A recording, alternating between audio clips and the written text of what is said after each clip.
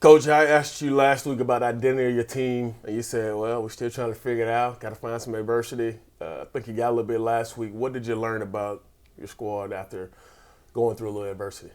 Well, I learned they won't crumble under pressure. You know, that makes me feel good. I never thought they would, but you don't know until you get tested. You know, the diamonds are made from all that heat, and we got some heat last week in terms of what we had to learn about our team, and I was really proud of the way they managed things at halftime. I know you're still learning about your quarterback, obviously, but he's thought he's doing a good job, completing 74% of his passes. What have you learned about Carson through the first 3 weeks of him being the guy running the show? That he won't crumble under pressure. He understands the offense. He's made really good checks. He's gotten us out of some bad looks. I mean, you're able to put more on his plate and call more things if he can get you out of things that you don't want to be in. I've been really impressed with that. He continues to improve and get more confidence in taking shots down the field, and we got to continue to do that. Fourth week in a row where you're going to play at a different time. Obviously, this week at 7:30, a night game.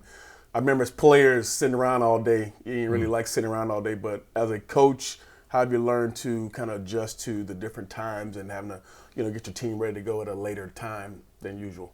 Yeah, it's different. I worry a lot more about the players than I do us as coaches because we're older, we've done it, we've had the different times, we have a schedule we keep regardless of when that kickoff time is.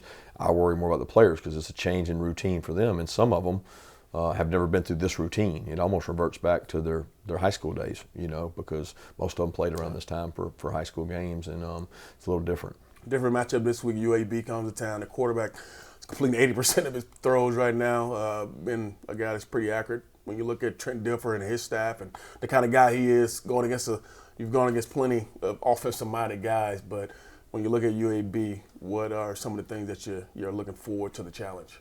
Yeah, they get in condensed sets. They've done a lot of plays that are eye control plays. They put your eyes in the wrong place, and if you do that, they get guys can get open. They get the ball out quick, which is why he's throwing at 80% completion rate, because they get it out quick and they try to get free access and throw the ball to where people aren't up on their guys. And they've got some good skill players. They got good wideouts and good backs now that can do things with the ball. You saw obviously a couple guys go down. Everybody had the injuries around the country. Last week, Mims goes down. Dylan steps in and plays. Assess the way you thought he played, getting in there and having to adapt to a different situation. The good news is we had played him in some meaningful minutes leading up to that. So he had played in those games and rotated in and played really tough, really physical. We told him before the year that his camp was one of the better ones of anybody we had, and we wanted to reward him with playing time. So it was very comfortable for him to go in that moment because I think he had confidence that he could go in and execute against a good defense. So obviously a couple guys come in and play really well. Your backs ran hard. Just talk about the physicality you thought that they played with in last week's game and gives you confidence heading into this week. Yeah, it was great to add Dejon back to the mix. He gave us some juice there. He's got some make you miss. He had a couple cuts that maybe we hadn't seen this year in terms of making people miss and making something out of nothing when it's not there. And that's what backs have to do. I mean, ultimately, defense in this league is tough. And I thought that those guys, Kendall provided juice on a couple runs, and then so did Dylan Bell, and we got to continue to do that. I know your front seven at times has to be a little frustrated with how you talk about guys getting the ball out real quick and not being able to get to the quarterback. Everybody wants to see sacks and all that kind of stuff. Just talk about how your front seven has adapted over the few weeks, and I know you're trying to create that pressure, create havoc any way you can.